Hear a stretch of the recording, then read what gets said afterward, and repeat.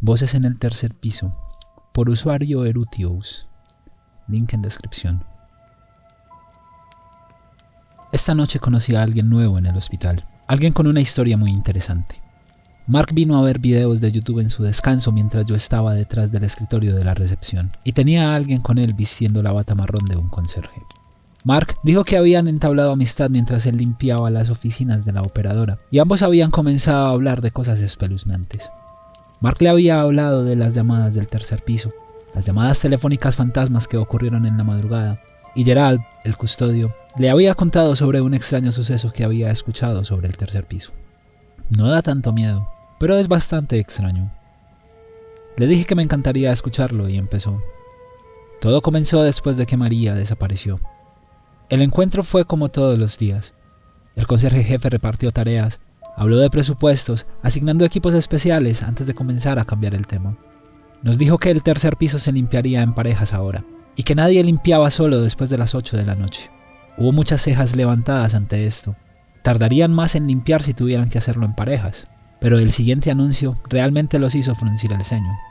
La gerencia nos ha pedido que les recordemos que si escuchan a alguien llamándolos por su nombre desde una habitación que se sabe vacía, no respondan. Salgan de la zona e informen a un miembro del equipo de conserjes. No serán disciplinados. La gerencia quiere asegurarse de que nadie más se pierda en el turno. Rompimos entonces, yendo a limpiar nuestras áreas designadas. Hablaban de María, por supuesto. María había sido conserje en el hospital durante varios años. Ella había estado trabajando mientras estudiaba en la escuela de cosmetología. Vivía con su madre y le ayudaba a pagar las facturas. Cualquiera que trabajaba con María sabía que era una apasionada por su familia y su educación. Ella era amigable, pero dejó muy claro que no tenía tiempo para los chicos o las fiestas. Ella hacía su trabajo, se iba a casa, luego a la escuela, y lo mismo se repetía cada día. Entonces, cuando desapareció una noche durante su turno, fue más difícil descartarlo como solo una joven desapareciendo con su novio.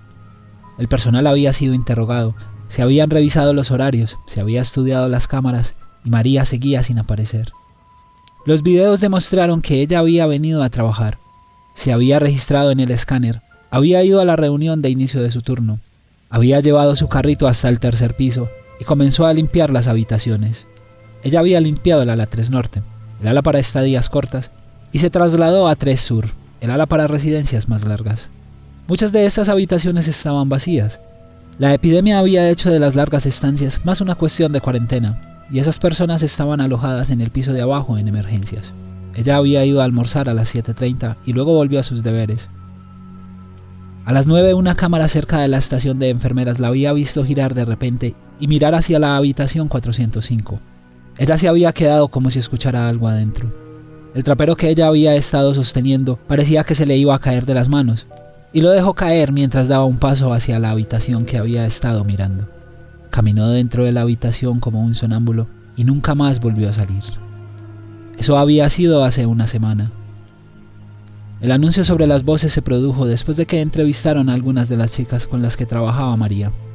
Dijeron que últimamente había estado nerviosa. Afirmaron que no había podido dormir bien y les dijo que soñaba con este lugar. En el sueño, ella estaba limpiando el pasillo y desde las puertas podía escuchar voces llamándola por su nombre. Le dijeron que viniera a investigar, que viniera a mirar, que entrara a ver, y justo cuando veía a quien le hablaba, se despertaba llorando. No recordaba lo que había visto en esas habitaciones, pero siempre la llenaba de una sensación de pavor. Cuando María comenzó también a escuchar las voces en el trabajo, pidió a otros que vinieran a limpiar con ella. Dijeron que tenía miedo de estar sola, especialmente en el tercer piso, donde las voces parecían seguirla. Ella había dejado de dormir del todo. Sus ojos dejaron al descubierto las ojeras, y el último día que la vieron en el trabajo, confesó que sus estudios también habían sufrido. Ella se estaba volviendo loca lentamente con sus delirios, dijo una de las amas de llave. Y creo que si hubiera continuado, habría estrellado su auto de camino al trabajo un día de estos. Ahora María se había ido, y más de un conserje se había negado a limpiar el tercer piso, algo que estaba a punto de convertirse en un gran problema para mí. Estaba limpiando los baños del primer piso cuando Roger se acercó. Gerald, necesito moverte por un tiempo. Levanté la vista de mi balde de trapeador. ¿Sí? ¿Quién renunció? Jan. justo después de que le dije que tenía que limpiar el tercer piso. Necesito llevarte al tercer piso al trabajar con Darrell. Puse los ojos en blanco. Cristo, ¿estás seguro de que no fue por eso que renunció? Lo sé, pero ¿sabes lo difícil que es despedir a alguien por aquí? Mira, solo necesito que limpies allí por un par de días, una semana como máximo. Incluso te daré un par de días libres más, con paga. Una vez que reemplace a Jan, ¿qué dices? Lo pensé bien. Un fin de semana de 4 días, 2 de ellos con paga, y todo lo que tenía que hacer era limpiar con Darrell por algunas noches. Sí, supongo que estaría bien. Ya había imaginado que eso significaría limpiar yo solo, pero tampoco sería tan malo.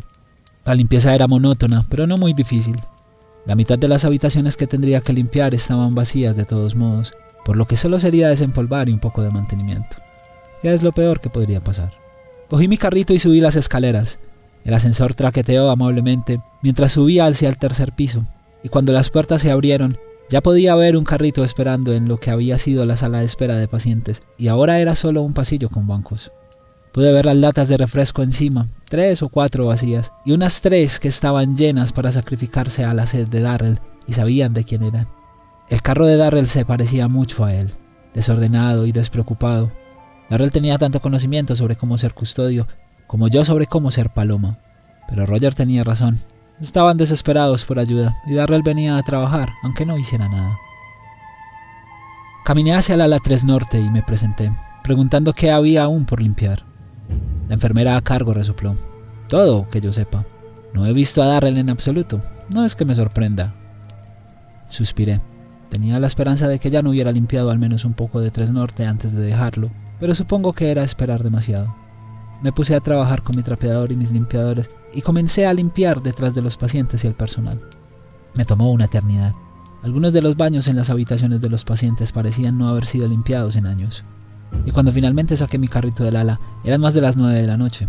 Estaba pensando con nostalgia en mi cena, pero decidí terminar 3 Sur primero para poder comer y comenzar en 3 Este cuando terminara. Como era de esperar, el ala 3 Sur era una ciudad fantasma. La estación de enfermeras estaba vacía, los monitores a oscuras y toda el ala muy silenciosa.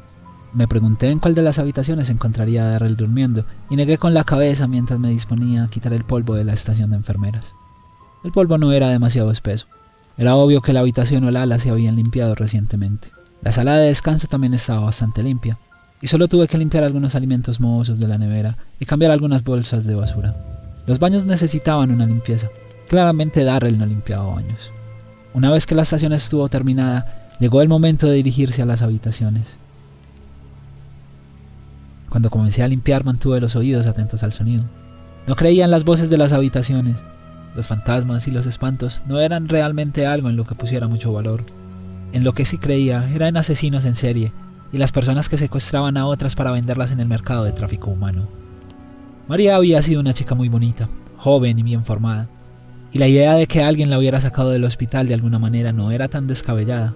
Si este era el caso, y ese era un lugar de donde se solían llevar a sus presas, realmente no quiero que me agarraran o apuñalaran después. Sin embargo, mientras limpiaba, empecé a pensar que había oído algo. Al principio, lo descarté como el aire acondicionado, la vieja cosa haciendo ruidos y tratando de sacudir las motas de polvo para liberarlas de sus entrañas. Sin embargo, cuanto más limpiaba, más el aire comenzaba a sonar como palabras. Lo ignoré pensando que era Darrell, jugando una broma, si no era mi propia mente la que me estaba jugando una mala pasada. Seguí limpiando, entrando en las habitaciones con las puertas abiertas y quitando el polvo de la cama y la mesita de noche. Los fregué, revisé los baños y mantuve el trapeador a mano por si tenía que defenderme. Sentí un poco de pena por cualquiera que intentara saltar y asustarme porque ciertamente iba a recibir un trapeador en la cabeza. Estaba limpiando una de las habitaciones cuando miré por la ventana grande detrás de mí y me detuve en seco. La puerta de la habitación detrás de mí estaba abierta. En la habitación que se parecía mucho a la que estaba limpiando, había alguien parado en la puerta. Alguien a quien hubiera reconocido en cualquier parte. Mi madre se veía exactamente igual a como la recordaba. Su cabello oscuro, generalmente recogido en un moño sobre su cabeza, caía a su alrededor en largas ondas oscuras como ébano. Llevaba un vestido blanco y los pies descalzos asomaban por debajo. Ella estaba de pie en la puerta, con los brazos abiertos, invitándome a acercarme a ella. Su rostro estaba sereno, tranquilo, exactamente de la misma manera que la recordaba la última vez que la vi. Era la forma en la que se veía en su ataúd antes de que cerráramos la tapa y la pusiéramos en el suelo. Me di la vuelta, pero ella se había ido. Metí el trapeador en el balde y asomé la cabeza fuera de la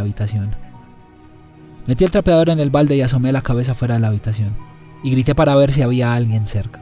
Había estado limpiando durante casi una hora y todavía no había visto a Darrell. No tenía tiempo de limpiar yo solo.